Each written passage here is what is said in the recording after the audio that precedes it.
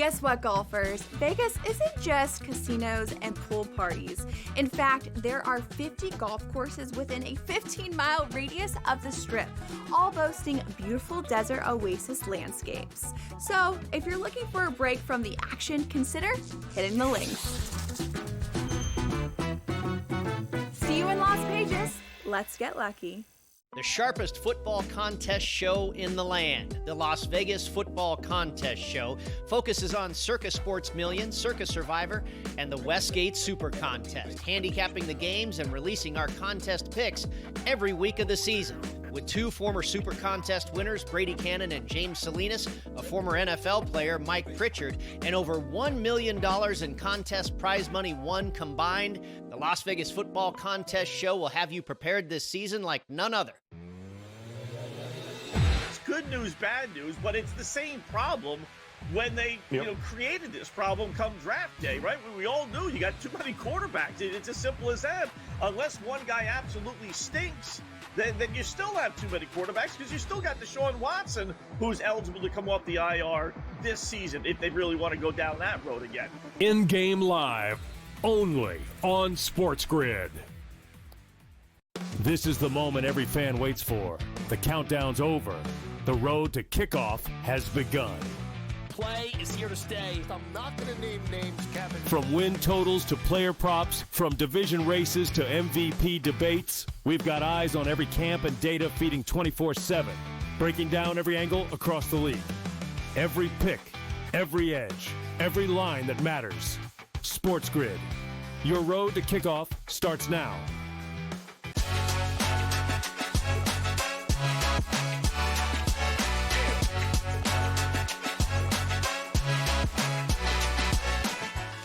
Is Taylor Swift the Super Bowl 60 halftime performer? Plus, Ohio State's athletic director tells us the future of the college football playoff and if he sees Ryan Day staying with the Buckeyes. Hi, everyone, and welcome to Front Office Sports Today from FOS Studios here in New York City. I'm Baker Machado. And I'm Dan Roberts, in today for Renee Washington. Thanks for joining us every day here on FOS Today. We talk about the intersection of sports, business, and culture. Later in the show, we've got IndyCar champ Alex Palou to chat about those rumors that he might join F1. First, let's get into the shoot-around. Yes, indeed, Dan. Let's start with Stream East, the world's largest illegal sports streaming platform, allowing billions of viewers around the world to view pirated access of top events from the NFL, NBA, and more, has been shut down. This according to a coalition of media companies and Egyptian authorities.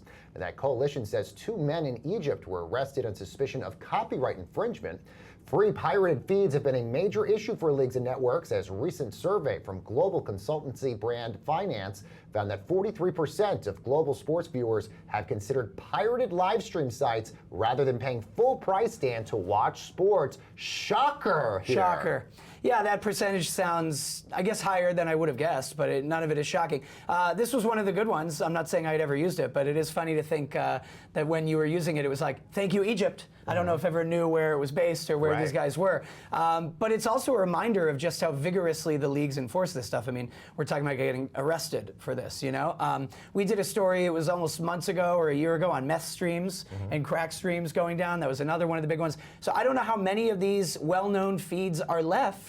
And I guess if I were a power user, which I'm not, I probably wouldn't say them, because why would you want them to be taken down? The official Stream East website is officially down, but there have been some Reddit threads of people finding copycat websites that are out there. So the hard part is like a virus. It's going to spread everybody, that it's going to be hard even if you take the big one down. But it does show when these networks are spending billions of dollars on these rights, they're going to aggressively go and start cracking down on these free sites. Yeah, I remember with the big boxing fight, you know, almost a year ago, when it was easier to watch on the illegal Twitter live stream that someone had. Someone was literally just there ringside rather than the official pay-per-view. So these things are always going to exist. All right, meanwhile, FS1 and Skip Bayless have settled that lawsuit by a former hairstylist accusing Bayless and former Fox exec Charlie Dixon of sexual harassment. Former host Joy Taylor was also listed in the original lawsuit as well. Now, Front Office Sports broke the news of the lawsuit back in January, where Bayless was accused of offering the stylist $1.5 million for sex and Dixon for groping her. The hairstylist claims that she was terminated for disclosing that information. Now, Fox said in a statement that they're happy the matter is resolved. Taylor and Dixon are no longer at Fox, And Bayless just announced a new football digital show last week with Gilbert Arenas on Underdog, Dan. Well, you never know behind the scenes what actually goes on in terms of settlements, agreements. They've been in mediation for a while. That's right. It took a long time. This was an enormous story, an enormous lawsuit that had so much stuff and junk in there beyond just, the top level headlines of the accusations. It is interesting. I mean, from the external perspective, it just looks like it went away and everyone settled. You know what I mean? And it's like, for all the hue and cry and headlines, they settled, and do we all just move on? It's just, it's surprising that how often a lawsuit just goes quiet after all the coverage. All right, we're less than 160 days from Super Bowl 60 in San Francisco, and we maybe have an idea of who might be the halftime performer at the NFL's biggest event. When asked on the Today Show if Travis Kelce's fiancée, Taylor Swift, could perform, Commissioner Roger Goodell said, quote, "It's a maybe. I can't tell you anything about that." So no outright denial here, Dan, but Swift has never performed at the Super Bowl, and of course her newest album drops on October 3rd. So is she going to be performing? It sure seems to me like a maybe from Roger Goodell. It's a not a tacit confirmation. Yes. I think he's being cagey and cute. I think all the pieces line up and the dominoes make sense. Of course, there were the Easter eggs she supposedly dropped in the Kelce pod. Yes, saying she's been making sourdough, obviously an ode to San Francisco and its sourdough culture. Obviously, yes, maybe. Yes, I think so. She knows these things very well. She plants these eggs timing is very right. well. All right, guys, a new bombshell report from Pablo Torre accuses the LA Clippers and owner Steve Ballmer of paying star Kawhi Leonard $28 million. This from a now bankrupt tree planting company. This is a way to circumvent the NBA salary cap, which, if true, is a major violation of NBA rules. Now, the Clippers are saying the report is false, but let's dive into what we know in our main event. All right, let's bring in FOS reporter Colin Salau. So what did Pablo Torre find out here? Yeah, so Pablo Torre on his podcast, Pablo Torre finds out, he's alleging that the Clippers, the LA Clippers, are circumventing the salary cap, or were able to circumvent the salary cap in the NBA by creating a $28 million deal for Kawhi Leonard with a separate company called Aspiration, a company that supposedly provides sustainability as a service. They plant trees for companies in order for them to be carbon neutral. That company, Aspiration, is the first company that agreed to a naming rights deal with the Intuit Dome back in 2021, which just so happened to be close to the same period as Kawhi Leonard signing his max extension with the Clippers. So a lot of these details are kind of coming together. And Pablo Torre is saying that this massive contract, which, by the way, Aspiration had Pablo Torre spoke to an anonymous former employee of Aspiration who said that $28 million deal is enormously more than any other celebrity endorsement deal that they signed with the likes of Leonardo DiCaprio and Robert Downey Jr. So that's what is really found there. Now, Colin, there's a lot to unpack here. I guess my biggest question would be, what is illegal, or if not illegal, what part of this is expressly prohibited by the NBA? What rules might the team have violated? There is some precedent here. And I think it was Nate Jones of the Basketball Jones made a good point on Twitter just recently, said that, from Kawhi's perspective, he wouldn't be the first professional athlete to have an endorsement deal where he wasn't asked to do anything by the brand. And technically, he has plausible deniability to say, that's not on me if they didn't have me do any work for the company. And so essentially what you're saying, Dan, is probably what the Clippers are going to try to bring up here, which is, this is just an endorsement deal or things of that nature. What's interesting here is that, well, why would an endorsement deal be worth $28 million? I think that's the one point that's quite odd. Because yes, unless LeBron James is signing his billion-dollar endorsement deal, lifetime endorsement deal with Nike, you're not seeing these levels of deals. And so there might be some way to prove that it is not just a marketing deal necessarily, but something that's really under the table. And that could be seen by the fact that the Clippers have made these other deals with Aspiration to kind of have this relationship with them. You're not seeing this level of deals anymore, or at least I'd add, you're not for nothing. You're not seeing that price of endorsement deal for doing no work and appearing in no ads. I mean, you would think Kawhi would now be the face of aspiration. Sure, but I do want to get to what the Clippers have said about this, Colin, and to Dan's earlier question about precedent here, because the Clippers say neither Mr. Ballmer nor the Clippers circumvented the salary cap or engaged in any misconduct related to aspiration. Any contrary assertion is provably false. Now, the NBA has not commented, but this has happened before with Minnesota in the Joe Smith situation, and that team specifically was really hit hard by some fines and loss of draft picks from David Stern. Yeah, so right now the CBA rules are going to fine the Clippers as a first offense $4.5 million, which to the 8th richest man in the world, I think is chump change, right?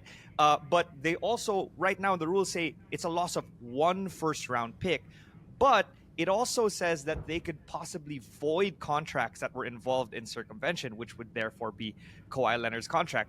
The one thing there I would say is that perhaps voiding Kawhi Leonard's contract, who's in his mid-30s, might actually be beneficial for them. But good point.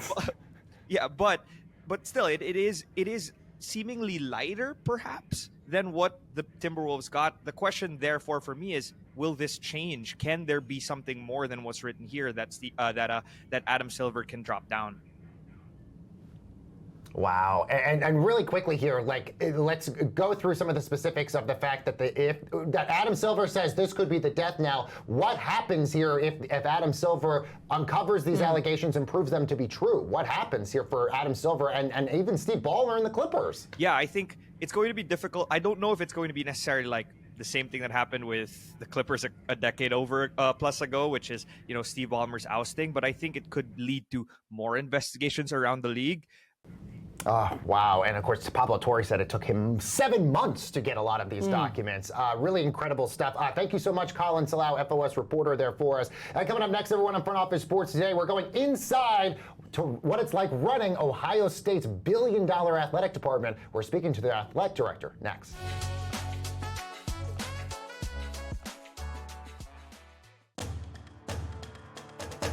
No better place to be than SportsGrid College Football Today, right here on the SportsGrid Network. Joe, Lisi, Donnie, right side for the entire season, Joe, on Saturday. This is your place. This is your place to be, Joe. I love it. I tell you, and it's flying. Show's flying. We're on an hour already. I can't wait. We're licking our chops for these Rat Pack games. And it's a great slate. Look at you on the screen right now. Look like a little rat. SportsGrid's College Football Today. Matthew Golden, one of my favorite prospects coming out of Texas. He had an incredible game against Arizona last year in the college football playoffs. Just, big touchdown after big touchdown, big moment after big moment. I loved him all year, and I was a little, skeptical at first, like, okay, well, it's kind of a crowded wide receiver room. And guess what? It's getting less crowded because everybody's hurt in Green Bay. Matthew Golden is the truth. He's the only guy healthy enough to play. Fantasy Sports Today, only on SportsGrid. This is the moment every fan waits for. The countdown's over. The road to kickoff has begun. Play is here to stay. I'm not going to name names, Kevin. From win totals to player props, from division races to MVP debates, we've got eyes on every camp and data feeding 24/7, breaking down every angle across the league. Every pick, every edge, every line that matters. SportsGrid. Your road to kickoff starts now.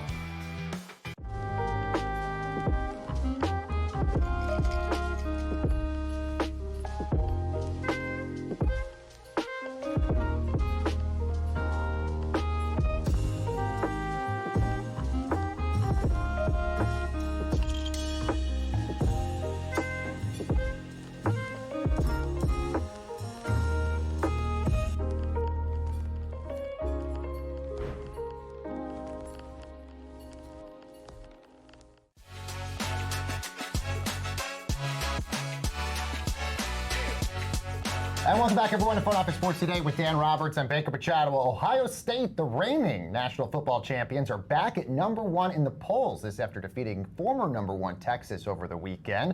With a program reportedly worth over $1 billion, what's it like to run one of the most prestigious athletic departments in the country? Well, let's ask the athletic director of Ohio State, Ross Bjork. He's in studio with us. Ross, thank you so much for joining us. I'm curious, as somebody who has gone to and worked at multiple universities, what it's like now being an athletic director in this current NIL environment that we have here. You're almost like a CEO. I tell you what, we could go in the Wayback Machine. When I first started, my first full-time job was at Western Kentucky in 1996 in college athletics, full-time job in college athletics, and the fundamentals were raise money, sell tickets, follow the rules, go to class for student athletes, hire good coaches, make sure you have good facilities, across the board, and that was it. But now you have the entire governance pieces, the legislative structure.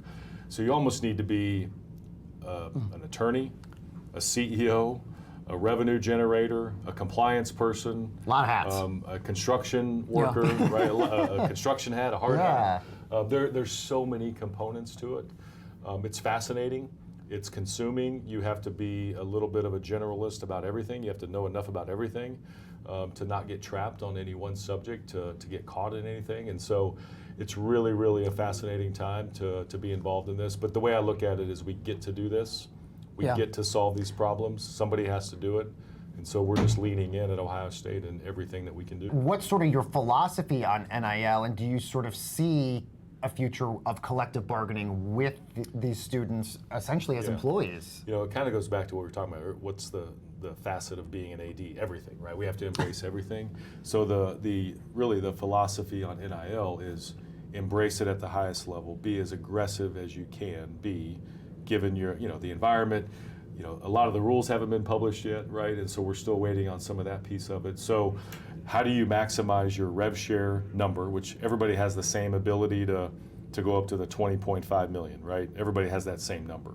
How you spend that can all be, variant depending on your institution. And then the next race in this space, how do we create as much third-party NIL opportunities as possible, so above the cap, that will pass NIL Go, that will pass the clearinghouse. So that's going to be the philosophy, is go all in, create opportunities, so you have your rev share cap, and then you have a certain pile of resources that can be deployed towards athletes. So that's how we're looking at it at Ohio State. That's a lot budget-wise to massage and allocate. Let's talk about football specifically. What's your ideal format for the CFP moving forward? A lot of talk about how it should change and guaranteed slots. Yeah, back to just the structural piece real quick. There is a memo of understanding between the 4 autonomy leagues and really the rest of the group of 6 that gives the Big Ten and the SEC authority to come up with a format. Now we have to collaborate, we have to listen, we have to take input, but essentially it does come down to the 2 conferences that can make a decision. Now, you don't want to do that in a vacuum. You want to make sure that you're doing the right things for the game. I'm selfishly, Ohio State could stay at 4. We could go back to 4. In most years, probably be okay. At 12, we should be okay. We gotta keep doing our part, right? I mean, we gotta keep investing and keep coaching and keep recruiting at a high level. But I'm a believer that for the good of the game, for the health of the game, for content, for high-level matchups, we should expand. Could we go to 16? Could we go to 20? Could we go to 24? There's proposals out there to go to 28. There's been a couple other proposals to go to 32. Well, it's like, how far do you take it? You expand, and then 2 years later, everyone wants to expand again. So no matter what the model is, we all get hung up in these numbers, 24, 28. Oh my God, they can't do this. But here's what you cannot argue with. Nobody can argue with this. What's wrong with more high-level football? What's wrong with more meaningful postseason content? What's wrong with keeping the postseason alive for as many teams as possible? So to me, nobody can argue with that piece. Now, how you get there, automatic qualifying spots, how many should the Big Ten have and the SEC, that's where everybody kind of gets hung up. But if you just take high-level content, meaningful content for football, if you take maybe the conference championship weekend and morph that into the playoffs, if you take bowl games that are part of the system and you call them playoff games, what's wrong with that? And so to me, we need to kind of take a step back. Let's do what's right by the game. Let's add more content. Let's add more value. What did we talk about earlier? Money. The system needs more money. So if you have these high-profile games that are playoff games, there's more money into the system, which then goes back to the athletes. So to me, hopefully we can get to a good place where expansion can really be well thought out between all the conferences, knowing that the Big Ten and the SEC are going to drive the way here. And is Ryan Day your guy long term to steer you through all this? Absolutely. He's young. He's got tons of energy. Maybe what you're referring to is the team up north game. We'll figure that piece out. But we do have the championship trophy. Coach Day's awesome. The way he leads, his culture of the program. It's been really great to work with. Well, and this gets to one of our last questions with you. Obviously, as I mentioned, big win for you guys against Texas last week, but of course that didn't come with some controversy from one of the broadcasters, specifically Fox and Dave Portnoy beforehand. I want to get your response to what the Iowa State athletic director tweeted just earlier today. He said, "Iowa State is not Ohio State." Dave Portnoy and Barstool will be live Saturday as part of Fox's Big Noon Kickoff. I'm just curious. You said Jamie Pollard just tweeted that today. I'll have to check that out. I'm curious just your response to that and the whole situation that happened with Portnoy for week one. You really need to ask Fox what the programming plan was presented to us. The thing is, we never had to react to anything because Fox said, this is exactly what we're going to do. And we said, okay, great.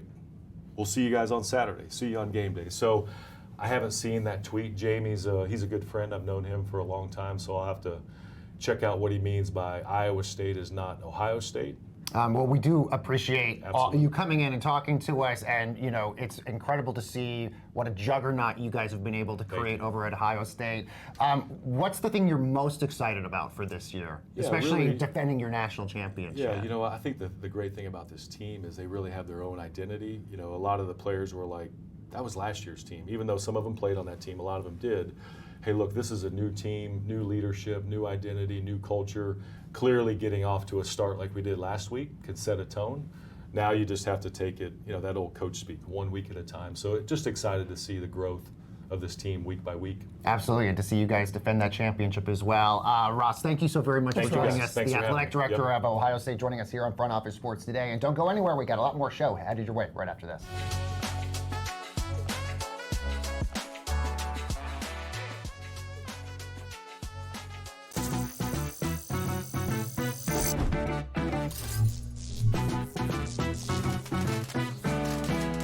Want to play roulette? Here's a tip.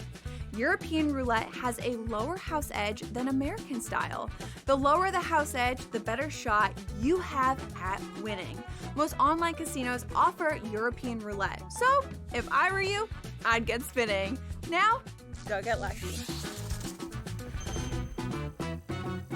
See you in Las Vegas. Let's get lucky. I don't like it. Does he think he's playing on the opening kickoff? Does he want to get a handoff at that point? I mean, he's involved in the program. Here's the problem with James Franklin. Why do coaches even run out with the football team? Like Andy Reid doesn't run out with the Chiefs. Yeah, but it's the NFL. This is college kids. They're college basketball. They're like a father figure. Well, they used to be like a father figuring. Now the kids are making more than the coach. SportsGrid's College Football Today.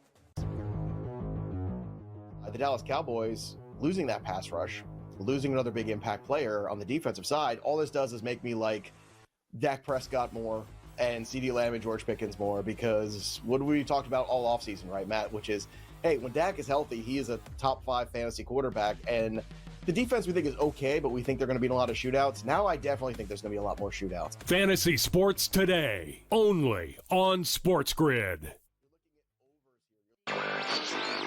At the moment, you will not be able to do a bet on the television set. However, Emily made it very clear that's what we ultimately want to do, and we may do it sooner than later, where you will be able to put a sports bet on the service through your smart TV set with your remote control or with your voice, especially if a service like Alexa Plus, which is scheduled to go on Amazon Fire TV sets and other smart TV sets, actually happens. Newswire, only on SportsGrid. Welcome back, everyone, to Front Office Sports Today with Dan Roberts and Baker Machado. Alex Palou is on a tear of late. He's won his 4th IndyCar Series and became the 4th driver ever to win 3 IndyCar Series titles in a row. This, of course, comes after he just joined us a few months ago after winning the Indy 500. So joining us once again here in the Front Office Sports Today studio, Alex Palou. Alex, good to have you here. Thank you, guys. And thank you so much for bringing this in. Of course. Tell us a little bit about this and what does this mean to you? Well, I thought that you guys needed a little bit more stuff in the studio.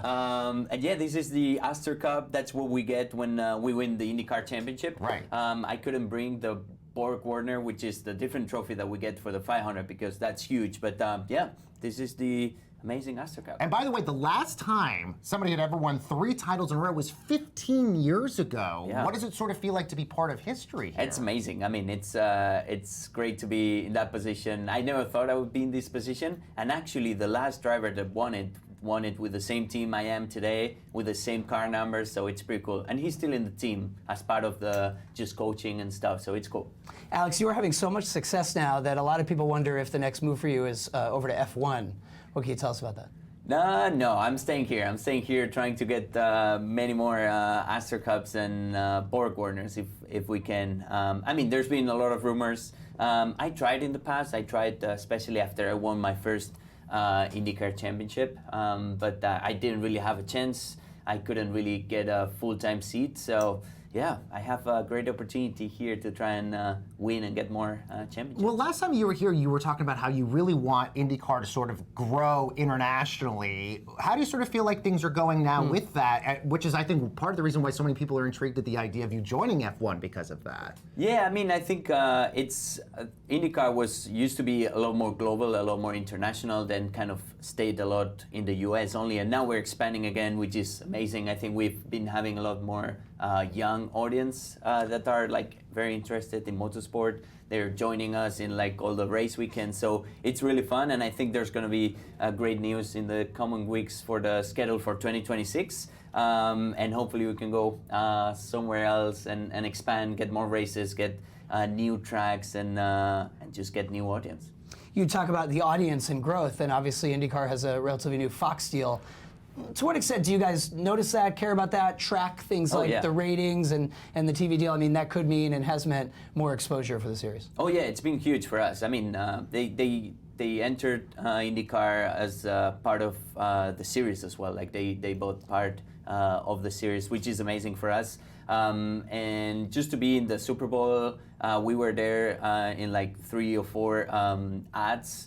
Just for IndyCar to have those moments, and for me especially as well, it's just been amazing. So we've been having a lot more people at the racetracks. I think the ratings, I don't really know a lot about numbers, but it's been good. Everybody's happy, and hopefully we just get even more in the future. Something I'd like to ask all athletes that come in here, do you think much about kind of your stature within the sport and you as a face of the sport? You know, when it comes to baseball, we always talk about the face of baseball. I don't know why that sport in particular. I know, that one is more than others. But football, they do it all the time. Yeah, you know, you won 8 races this year. It's like, do you feel like the pressure rises the more you win for being kind of a poster person for the sport and a global ambassador? No, I would say it's the opposite. Like once you start like going well and winning so much, and at the end of the day you're just doing your job, I think it just becomes easier to just handle and to go to the next races.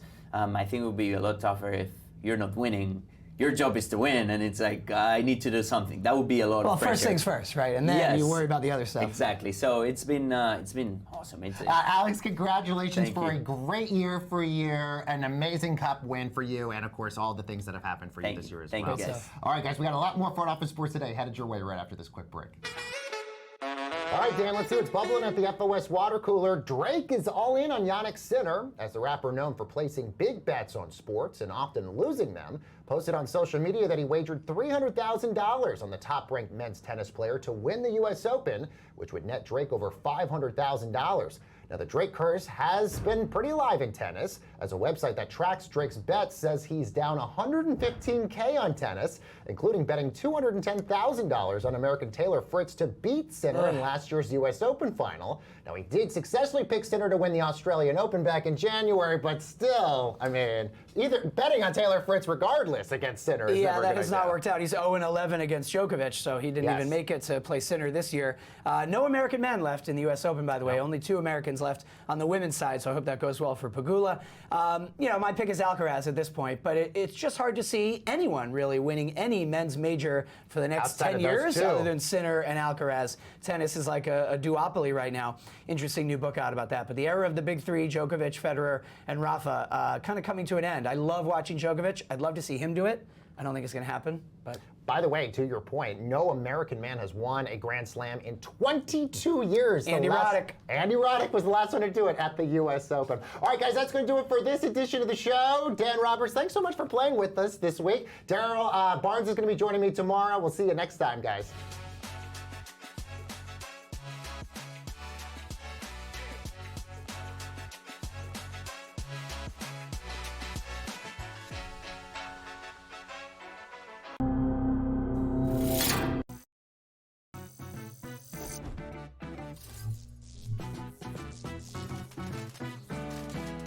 Playing online blackjack and want to try upping your odds? Well, here's a tip. Cheat cards tell you statistics for whether you hit or stand on every move. If you're into stats, this could be your ticket to winning. And it is totally legal. Now, go get lucky. See you in Las Vegas. Let's get lucky. The Giants are probably going to open up 1-5 on the season. So then you start to say the fans are getting angry. They just want to see Dart. The ownership's like, hey, you know what? Maybe we make the right move for us here. But then you have self-preservation mode with the general manager and the head coach where it almost seems like it's inevitable. Midway through the season, it's going to have to be Jackson Dart. Otherwise, what are we doing, Giants? The Early Line, only on SportsGrid. It should be illegal for Scottie Scheffler to play on the PGA Tour. This guy can't be stopped. Another victory at the BMW Championship. He has a chip on the 17th, which will go down in the history books. 82 feet, landed 60 feet short, and then rolled the rest of the way. Super exciting win again for Scheffler, who is not only the best golfer in the world, he's becoming one of the best golfers of all time. Newswire, only on SportsGrid. It doesn't matter that they're early in the game, late in the game, they're trailing, they're leading. It doesn't matter, garbage time. CeeDee Lamb is the guy, and we saw that even after Dak got hurt last year and Cooper Rush was under center. Targets were going to CeeDee Lamb. And when you can get 9, 10, 12, 15 targets on a game-by-game basis, he's going to rack up fantasy points every single week. Frankly, he underperformed last year. Game time decisions, only on Sport.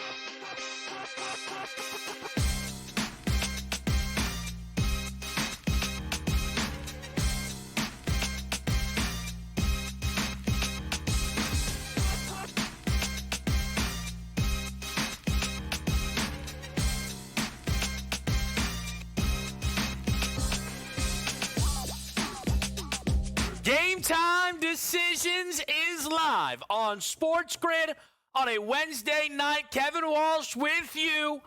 26, a little bit under that, hours away from the start of another NFL season, which means tonight we give you the official Super Bowl prediction. And don't forget, and I won't let you, last year on this show, on this desk, told you it would be the Philadelphia Eagles, the most unbiased man in the history of sports media. I was just right. It is not the Eagles this year. Spoiler. We'll be rooting. Well, that's our obligation. But where does the money go? That is a different story. I figured I'd treat the people. Not only will you get my Super Bowl pick, but if you wanted some other opinions, the crew have submitted theirs as well here on this Wednesday night. But we've got plenty to get in the mix with here. There are a couple of 640 games on this baseball board that is already finalized, a couple in some other places. I'll let you know we have the Pittsburgh Pirates, again, the sneaky, really good at home Pittsburgh Pirates, up against the under 500 on the road LA Dodgers. Not nothing. I think that's fair to say. A Dodgers team who is lucky the Padres are playing about as bad as they are, because there would be more inroads made. Emmett Sheehan gets the ball throughout the day, or at least I know yesterday, the idea is Ohtani was going to get the baseball for this game. And when I saw, it's not going to be Shohei here, maybe we were given an absolute gift that tomorrow would be Ohtani Skeens. Nope, Blake Snell, who's great. But boy, that would have been quite the treat to have Ohtani. It would have felt like an all-star game, incredibly, between the Dodgers and the Pirates. Cincinnati Reds will look to take this series against Toronto, but they will have to pull off an upset if they're going to do that. Zach Littell, one of their deadline acquisitions, has struggled since joining Cincinnati, has not really, I feel, found his footing. I think he's live tonight, though, to put together a nice performance. I think you could argue some value on the red side of the equation. And then 6:45, you get Boston, Cleveland, where yesterday the Guardians put up 7 runs in a game started by Garrett Crochet. All 7 of those runs, earned runs to Garrett Crochet. A tough look for anyone holding the Crochet Cy Young tickets, trying to, make inroads in that race with Skubal. Skubal yesterday was around minus 250, minus 300. That's 2,500 now on Tariq Skubal in the AL Cy Young race. Boston still got the job done. Boston is favored to get the job done today against the Cleveland Guardians team that has now slipped under 500. The best game on your baseball board tonight is where I will be involved for a best bet. That is the Milwaukee Brewers and the Philadelphia Phillies, a matchup between, you could argue, the 2 best teams in baseball. They have the 2 best records in Major League Baseball, and the Philadelphia Phillies took the opening game of this series against Milwaukee in a high-scoring affair. 10-8 final for the Phils, who started Taijuan Walker in that game. Jacob Mizorowski got the ball to start, and again, a lot of the shine, I feel, has come off of Mizorowski. You see these teams dominant in a number of statistical categories. Their odds, few shorter. Really, it's mostly just the Dodgers with shorter numbers than these 2 baseball teams. So it's a great test. It could certainly be an NLCS preview. I look at the game tonight, and while Aaron Nola may have the bigger name, make the case he's the better pitcher. I don't think he can. So for the Milwaukee Brewers, who have been as good as they've been, 20 games over 500 at home, against the Phillies team, who's 500 on the road, and what I feel like is a pitching advantage, being picked is really surprising. It really is. Jose Quintana, though, was blown up in his last start, gave up 6 earned runs. Looks like a pretty clean bounce-back spot. Or maybe Jose Quintana is going to start to land at his level, and he's been playing a little bit above his skis for Milwaukee. Aaron Nola, to me, again, respectfully, it feels a little bit more like we're dealing with a washed pitcher. He's missed a lot of this season, and since coming back, first game against the Nats, 2 1/3, 6 earned runs. Then he pitched against the Nats again. Certainly at home, a little bit better, 6 innings, 2 earned runs. Still gave up multiple home runs in the game. Then he plays against Atlanta, and that was the 4-home-run Kyle Schwarber game. But Aaron Nola, still in that game, gave up 4 earned runs. I don't think Aaron Nola still has it, and he's really struggled this season against lefties with home runs. In 157 at-bats, he's given up 12 home runs to left-handed hitting. In 100 at-bats, which is less, he's only given up 2 home runs to righties. Terang, Yelich, Frelick, there are guys tonight that can take Aaron Nola deep.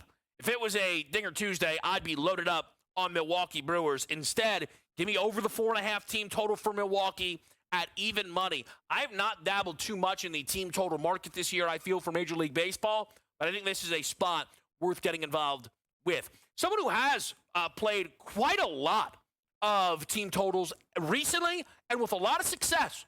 You got to call it what it is.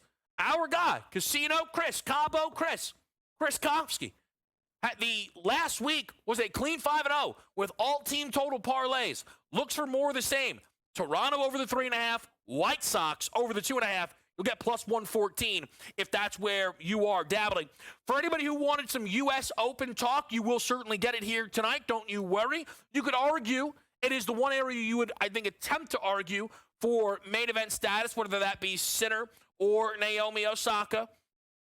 Yarnell gets involved, though, in the Osaka match and goes under the 21.5 total games. That is a minus 110 straight play. Pair of baseball picks from AJ and Pat. AJ goes with the Braves money line tonight against the Cubbies and Cade Horton.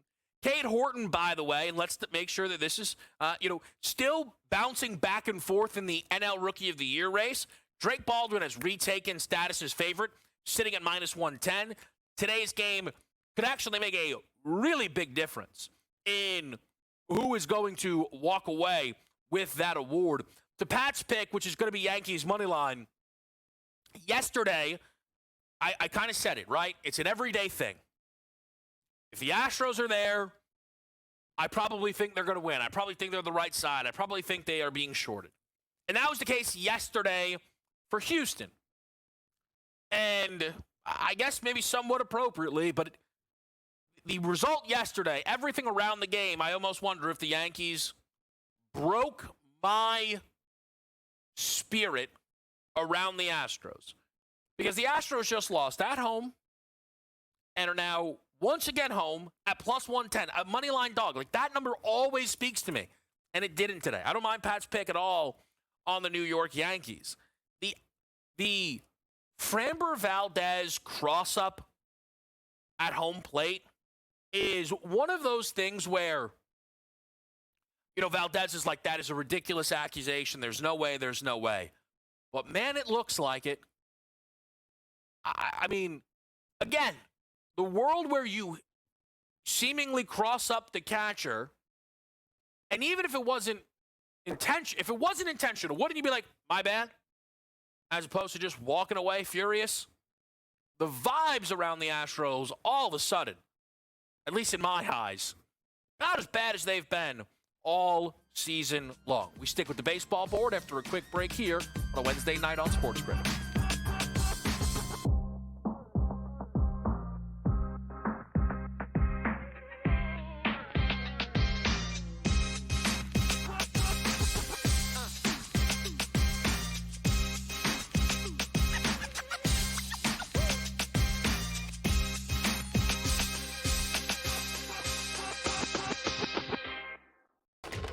Enter into the magical world of McLuck.com, where even the smallest of spins can win real cash prizes.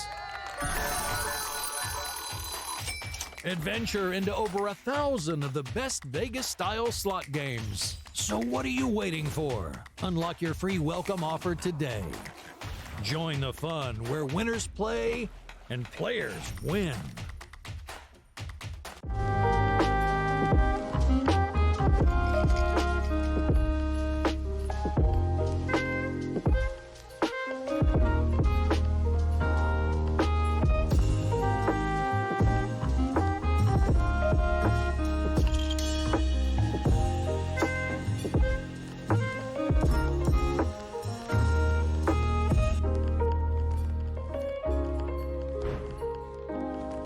We're going to go through every single thing, and I've got a great team behind me that's going to help me get the job done. I want this to be the place that people come to. There is going to be an energy to game time decisions that you will feel night in and night out. We are going to hit every single one of those markets that you need to know about. We will have everything at our disposal, and we will use that to our advantage. There is not going to be a better place, I promise you, than Game Time Decisions. I'm Kevin Walsh. Tune in to Game Time Decisions weekdays on SportsGrid.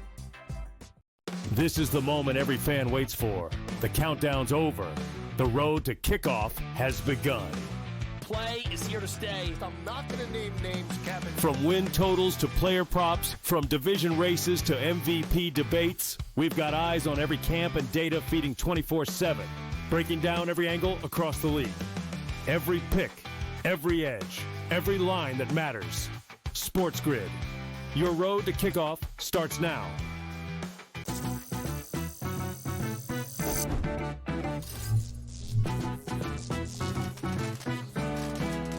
Did you know sportsbooks tend to draw up tighter bet lines for events that get even more bettors, like championship games or major matchups? My tip? Try betting on less popular sports. You might have a better shot at beating those odds. Now, go get lucky. See you in Las Vegas. Let's get lucky.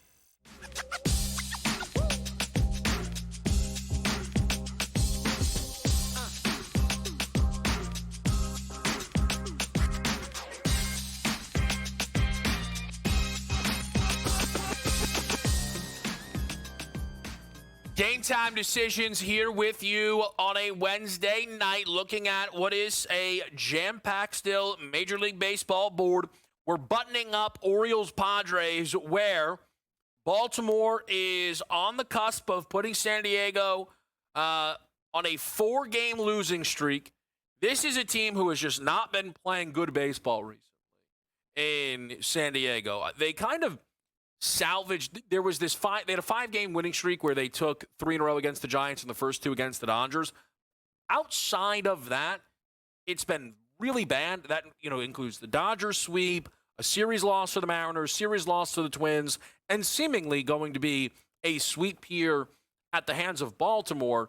The bright side for the Padres is the remaining schedule. I know we don't do that.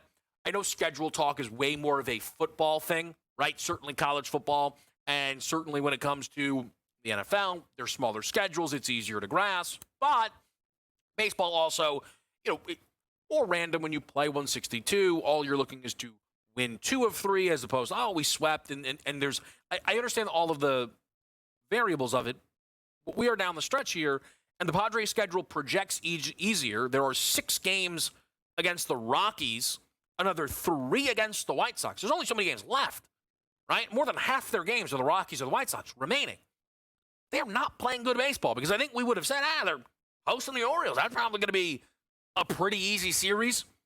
And that's not what it's been right now for San Diego. Again, I still wonder, will we see someone drop out of this NL wildcard race? I think largely the answer to that being no is just going to come down to this Cincinnati Reds team never being able to put it together for a real stretch of this season, never ripping off a 9 of 11 stretch like a lot of the teams that are in the playoff picture actually have. What we are going to do, though, is bring in one of SportsGrid's best, one of Major League Baseball's best in just a moment here, which is, of course, Craig Mish, who does an incredible job not only covering the Miami Marlins, but hosting Newswire right here, Monday through Friday on SportsGrid. Also, Craig, right, with the football season starting to work in, some FST here as well on SportsGrid. What's up, Kevin? Yeah, this is a busy time, the last thing I wanted to see was Sam, his Nationals, just thumped the Marlins the last few days. But, that's what ended up happening. And now, to be honest, it's a little easier to pivot over to football, seeing my Marlins 10 games under now. Man, it's been a tough stretch here. They flew over a 63.5 win total. As far as I'm concerned, they've had one of the best seasons in baseball. I wanted to ask you, though, about something we were just talking about a moment ago, and you do a great job with this kind of, listen, is this something or nothing, right? And, you'll kind of, put me on the right path here with the Framber Valdez situation that we saw yesterday in the Astros game against the Yankees. Gives up the grand slam. It looked like his catcher told him to step off right before giving up the grand slam. And then it looked like Valdez kind of intentionally crossed up his catcher so he could hit him with a fastball. What did you make of what you saw in Houston and the current vibes around an Astros team who's not playing great ball? Yeah, first of all, I think that stuff does get worked out. Optically, you don't see that often. Pitchers and catchers generally always on the same page. It's interesting that you mentioned that, though, Kevin, because just before I was here about, let's say, an hour and a half ago, I was at my son's pitching lesson. He goes to pitching coach and he takes lessons. And that was a hot topic in that building of conversation, and just exactly what the catcher's responsibility is to do in that point. Framber Valdez was really wrong. I mean, this is a partnership, pitcher and catcher, and the catcher has to be your best friend. Sometimes it's going to work, sometimes it won't. But really, in the end, you're supposed to pitch what is called. You have the opportunity to shake off the catcher and throw something else. But in no way are you supposed to basically throw a pitch that could potentially harm the catcher and then turn your back on him. So, look, I do think we're making a lot of it now, as we should, Kevin. But these things do have a way of resolving themselves. And I'm sure behind closed doors, they will be. Hard to see both of those two back on the Astros in that same way next year, though. I will say that. But I think that alone makes it, a big deal for what it is. Greg, I do want to ask you about the biggest game on this baseball board tonight, which has to be Phillies-Brewers, because they're the two best teams with the best record in Major League Baseball. They also have the second and third best odds to win a World Series. The Brewers, though, it took them a long time to get people to buy in. And the Phillies, I've still been a little surprised, Craig, that their odds have not moved more post-Zach Wheeler news. Do you find yourself buying into one of these teams more than the other as it pertains to, completing this the whole way and actually winning a World Series? I still think it would be Philadelphia for me, just because they've been postseason tested. Milwaukee is along the same lines, Kevin, for me, like a Tampa Bay, like a Cleveland, where they'll have a tremendous regular season, maybe even win a series in the postseason, but I'm not so sure that they're built to win the World Series. In terms of tonight's game, look, Chourio is out for Milwaukee. You got Aaron Nola pitching for Philadelphia. I've seen some people say pound the over. I believe it's 9. For me, I probably would have to side with the Brewers just in particular in this matchup. I have yet to see Nola put together back-to-back good quality starts all season, so I'll take Milwaukee tonight. And Craig, I'll ask you this last thing, and we appreciate you making some time before we get you out of here, but some unfortunate news for Boston around Roman Anthony. Could be a month, could be a month and a half that he misses time for the Red Sox. How damaging is that, despite the fact he's just a rookie? Yeah, look, it's definitely tough, but the Red Sox have a lot of reinforcements they've hit all season long. Anthony with an oblique. He said he doesn't know what it is or what it's going to be. I'm here to tell you, there is no player that goes on the IL with an oblique that comes back in less than 4 weeks. So, Kevin, my guess is he's got to get in some major league BP because the minor league season is going to be over by the time he comes back. Whether or not they activate him for the postseason remains to be seen. That is a great update. Well, it's a terrible update, but it's a great piece of information to give people a gauge on. I think a lot of Red Sox fans would say, Craig, almost the driving force of their resurgence in Roman Anthony. Craig, again, we appreciate you making some time for us. I know it's a really, really busy season for us all. Best of luck closing it out with the Marlins and getting ready for football starting tomorrow. If you want me to stick around, I was ready to do football here with you, Kevin. I don't know what happened. You know what? In no way will I pass up that invitation. Craig is back with us after this break. It is Game Time Decisions on SportsGrid.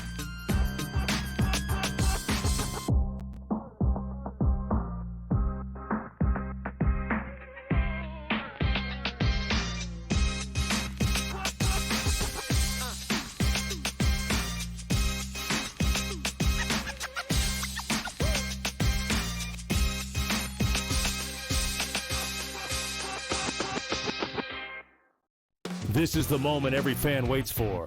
The countdown's over. The road to kickoff has begun. Play is here to stay. I'm not going to name names, Kevin. From win totals to player props, from division races to MVP debates, we've got eyes on every camp and data feeding 24/7, breaking down every angle across the league. Every pick, every edge, every line that matters. SportsGrid. Your road to kickoff starts now. There's no way you're going to have a team with 63 wins and 2 other teams with 55 and probably another 2 that are between 49 and 52. So there's got to be some pullback a little bit, right? Under 62.5 wins for the Oklahoma City Thunder. Betting above the rim. Only on SportsGrid. What does he do after he hits the home run? He walks over to the fan and he pats him on the back and gives him a high five. This is the same fan that's been going after him for the entire game. Dave Roberts after the game saying, hey, look, every once in a while, it's kind of funny to see Shohei, who's got this wonderful personality that we almost never see. It was great to see him do that with the fans. Newswire. Only on SportsGrid. The sharpest football contest show in the land, the Las Vegas Football Contest Show, focuses on Circa Sports Million, Circa Survivor, and the Westgate Super Contest, handicapping the games and releasing our contest picks every week of the season. With 2 former Super Contest winners, Brady Cannon and James Salinas, a former NFL player, Mike Pritchard, and over $1 million in contest prize money won combined, the Las Vegas Football Contest Show will have you prepared this season like none other.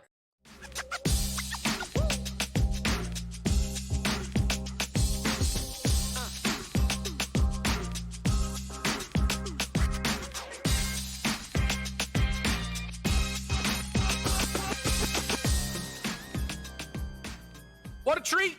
What a treat for me. What a treat for you. Craig Mish with us here on Game Time Decisions to talk a little football. Yes, he's one of the best baseball reporters in the business, but he knows his stuff on the gridiron, and the NFL season kicks off tomorrow. Craig, I just want to start at the very, very top of this sport, the Super Bowl odds, where we don't see the defending champs as the favorites. We don't see the team they beat, who's in the Super Bowl seemingly every year, as the favorites. It's the Ravens and it's the Bills. Depending on where you look, that is who you will see at the top of these sports books. And I think a lot of it is eventually one of them has to get it done. There's too much talent. And I'm wondering where you land on the idea that this is the year for either maybe Baltimore or Buffalo. I agree, 100%. That's what I think we're headed toward that this year. I lean toward Baltimore for a couple of different reasons. First of all, I have more confidence, Kevin, in their defense in a big game. That's number one. But, Kevin, isn't it really when you close your eyes and you think about both teams and you think about their offenses, the Ravens have so many more talented players on offense than the Bills. I mean, this is just a fact. They have better playmakers on the outside. I believe Derrick Henry's still a better running back. They have a better offensive line.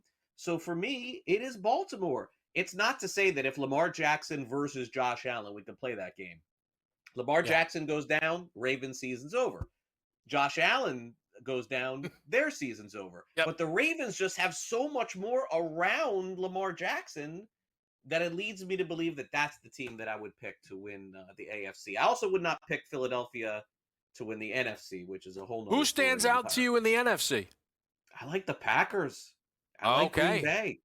Did you like them pre-Parsons deal, or did that push you over the line? I did. I thought they'd be really good going into the season, and now I think that this was one that could push them over the top. I really do. I think that they're the class of that division. Yeah. I think every game in the NFC is quite winnable. And when I look at it at the end of the year, I mean, Love, without him even healthy, they played well with Malik Willis for the most part. The Packers defense is now goes from fantastic to as good as any team in the NFL with Parsons. I mean, he's the one defensive lineman. I'm still a little partial to Watt, by the way,